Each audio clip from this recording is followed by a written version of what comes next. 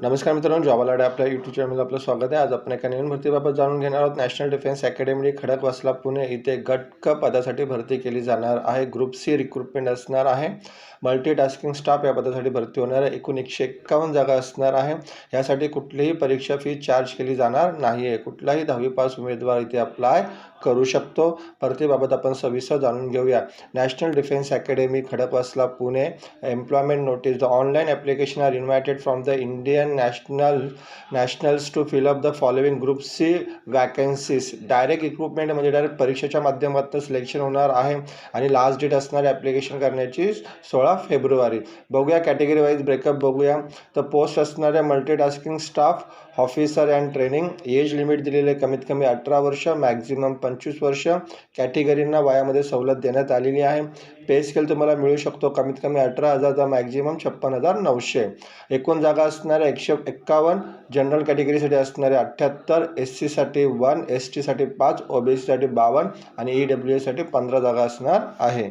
शैक्षणिक पात्रता काय दिली तर मल्टीटास्किंग स्टाफसाठी असणाऱ्या matriculation pass or equivalent from the recognize board म्हणजे कमीत कमी 10वी उत्तीर्ण असणं गरजेचं आहे।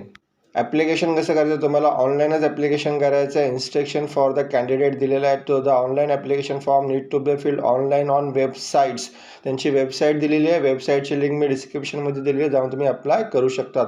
The last date for the submission in 21 days from the date of the publications advertisement. 27 जानेवारीला ॲडव्हर्टायझिंग पब्लिश झालेली आहे। तिथून 21 दिवस म्हणजे 16 फेब्रुवारीपर्यंत तुम्ही ते अप्लाय करू शकता।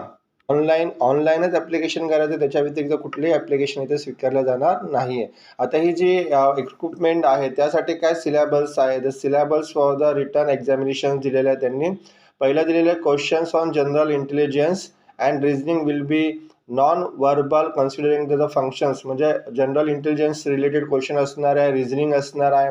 त्याचबरोबर questions on numerical aptitude and general English म्हणजे मॅथमॅटिक्स रिलेटेड क्वेश्चन असू शकतात। इथे इंग्लिशवरती क्वेश्चन विचारले जाऊ शकतात up to the level of the minimum educational qualification. म्हणजे तुम्ही MTA साठी अप्लाय करता तर 10वीच्या लेवलचे तुम्हाला क्वेश्चन असू शकतात।